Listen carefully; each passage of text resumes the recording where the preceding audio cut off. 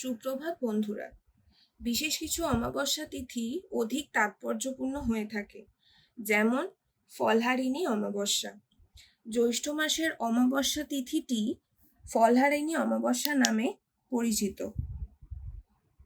ফল যিনি হরণ করেন তিনি ফলহারিণী। এই ফল হলো কর্মফল, কর্মের ফল বা অশুভ কর্মের ফল।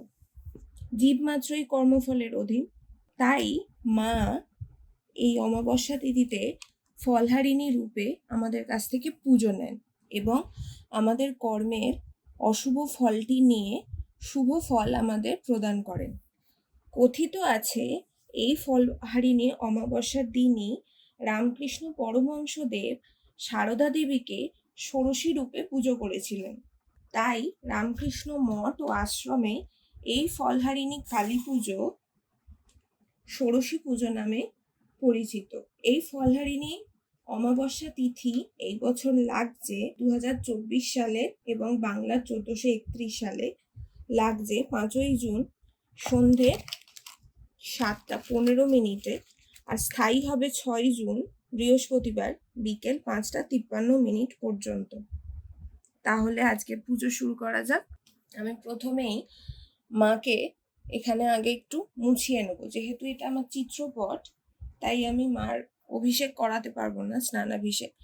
এখানে আমি জল বানিয়ে নিয়েছি, গোলাপ জল, অগরু আর লাল চন্দন দিয়ে। আর এই কাপড়টার মধ্যে একটুখানি জল ঢেলে নেবো, লাল কাপড়ে।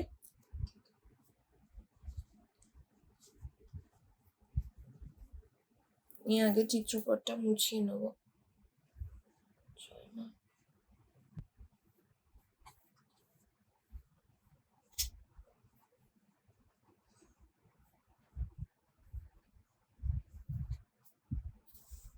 আর মায়ের সামনে দুটো চরণ যুগল আছে, এই চরণ যুগল দুটোর অভিষেক আমি করিয়ে নেব।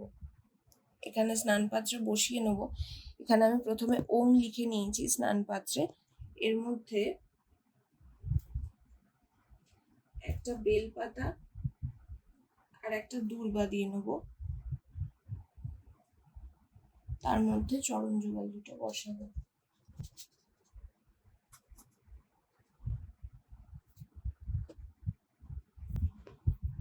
প্রথমে আমি দুধ দিয়ে স্নানাভিষেক করাবো। জয় মাতা, জয় মাতা, জয় মাতা।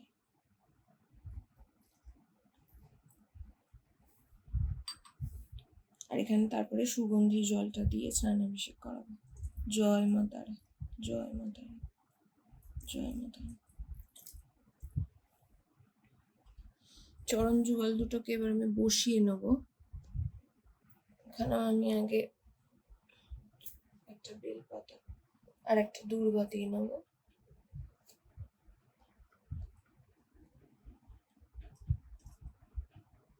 চরণ যুগল দুটো আগে মুছিয়ে নেব।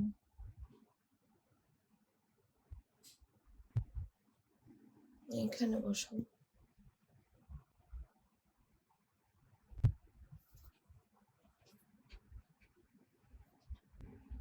জবা ফুল নিবেদন করবো।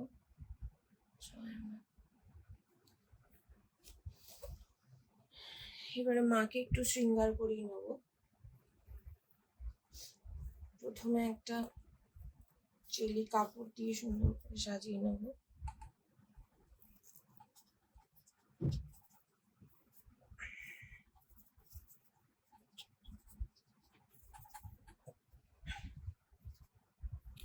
চাঁদ মালা দিয়ে নেব।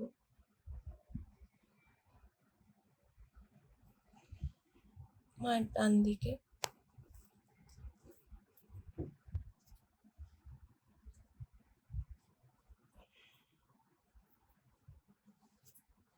জবার মালা পরিয়ে নেব।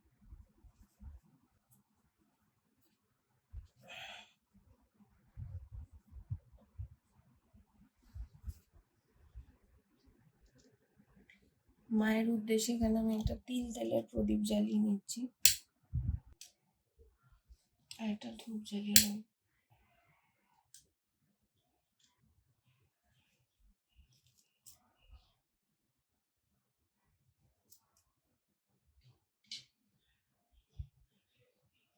মাকে একটু বরণ করে নিচ্ছি।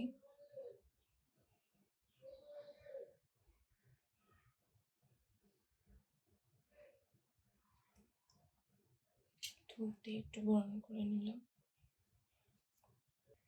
মাকে একটা লাল চন্দনের তিলক পরিয়ে দিচ্ছি। একটু সিঁদুর পরিয়ে নেব।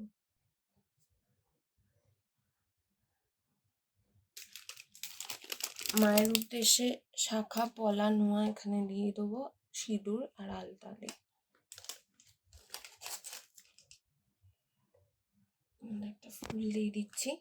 আমি আজকে একটা লাল পদ্ম পেয়েছি, সেই পদ্মতে একটু লাল চন্দন দিয়ে মায়ের কাছে দিয়ে দেবো। জয় মা তারা, জয় মা তারা, জয় মা তারা। আমি আজকে ঘট না পেতেই পুজো দেখাচ্ছি, কারণ কি শক্তি পুজোয় বিশেষ কিছু নিয়ম থাকে, তাই সেক্ষেত্রে ঘট পেতে পুজো করলে সেখানে তীর কাঠি বন্ধন করতে হয়, ঘট বন্ধন করতে হয়, যাগযজ্ঞের প্রয়োজনীয়তা থাকে। তাই আমি আজ ঘট না পেতেই সাধারণভাবে পুজো করার চেষ্টা করেছি। এই নিয়ে তোমাদের যদি কোনো মতামত থেকে থাকে আমাকে অবশ্যই কমেন্ট করে জানিও। আমি মায়ের এখানে পুষ্পাঞ্জলি দিয়ে দেবো। পুষ্পাঞ্জলি দেবো একটা বেলপাতা, দূর্বা আর জবা ফুল দিয়ে। পুষ্পাঞ্জলির প্রথম মন্ত্রটি হলো নমো কালী কালী মহাকালী কালীকে পাপহারিণী ধর্ম কাম প্রদে দেবী নারায়ণী নমস্তুতে মহিষগ্নি মহামায়ে চামুণ্ডে মুন্ডমালিনী আয়ুরারোগ্য বিজয়ং দেহি দেবী নমস্তুতে এসো সচন্দন পুষ্পাঞ্জলি শ্রীমৎ দক্ষিণা কালিকায় নম। জয় মা।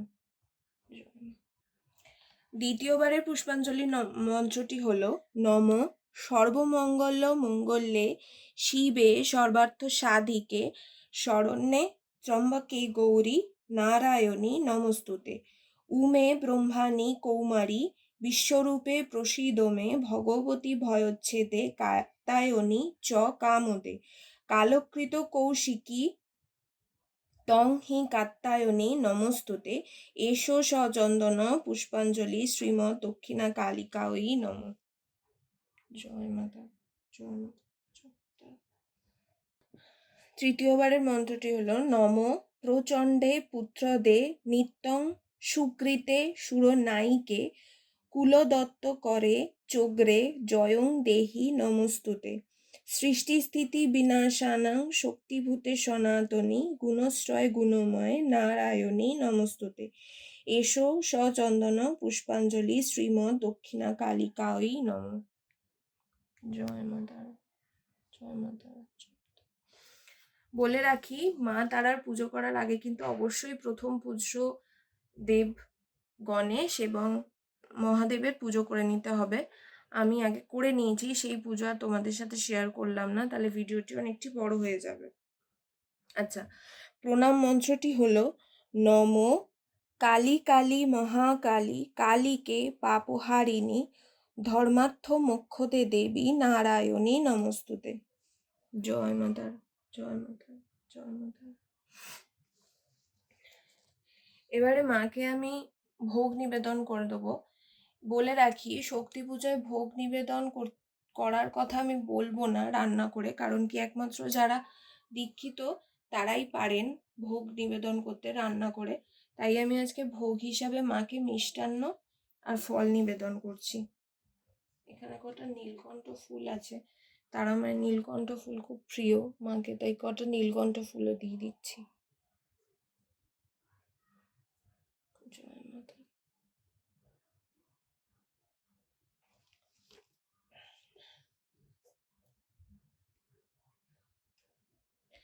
আমি এখানে আজকে মাকে গোটা ফল নিবেদন করছি। অবশ্যই চেষ্টা করবেন মৌসুমি ফল দেওয়ার। আমি এখানে আম আর লিচু দিয়েছি মাকে, তোমরাও চেষ্টা করো মৌসুমি ফল অবশ্যই দেওয়ার। মাকে আমি গোটা ফল নিবেদন করে দিলাম। তোমরা গোটা ফলের সাথে চাইলে কুচনো নৈবেদ্য হিসাবেও ফল দিতে পারো।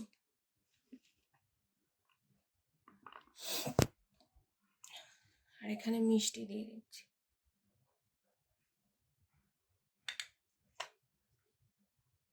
পানীয় জল দিয়ে দিচ্ছি।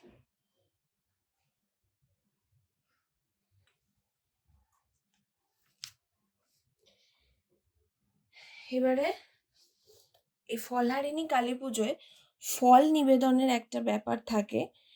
এখানে নিজের পছন্দ অনুযায়ী একটা ফল মাকে নিবেদন করতে হয়। সেই একটি ফল 1 বছর খাওয়া যায় না। সেই ফল আবার পরের বছর ফলহারিণী অমাবস্যার পুজো করে তারপরে ওই ফল গ্রহণ করা যেতে পারে। এখানে একটি লাল কাপড় নিয়ে নিয়েছি, তার মধ্যে 5টি বা 3টি দূর্বা দিতে হবে, একটি বেলপাতা দিতে হবে এবং নিজের পছন্দসই একটি ফল মাকে অর্পণ করতে হবে। ফলটি আমি দিলাম, আমার পছন্দসই ফল হিসেবে আমি দিচ্ছি এবং কাপড়টি মুড়ালাম। নিজের মনস্কামনা জানিয়ে মাকে ফলটি দিতে হবে এবং এই ফলটি দেওয়ার সময় একটি মন্ত্র আছে।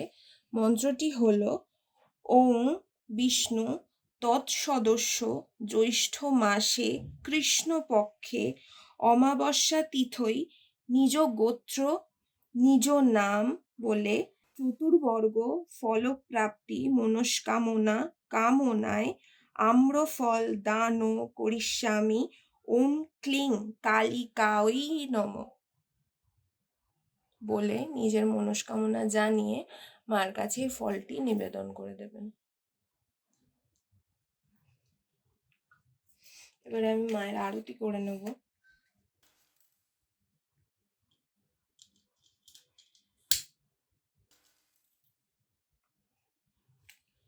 জয় মা, জয় মা, জয় মা।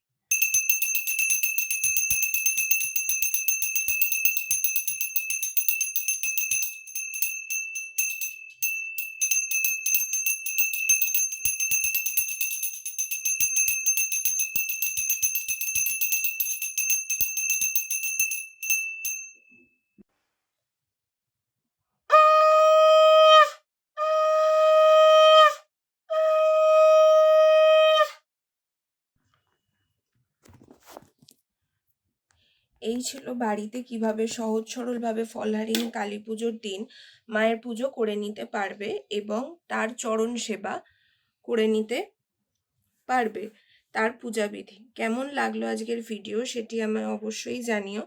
ভালো লাগলে চ্যানেলটি সাবস্ক্রাইব করে দিও। জয় মা তারা, জয় মা তারা, জয় মা তারা।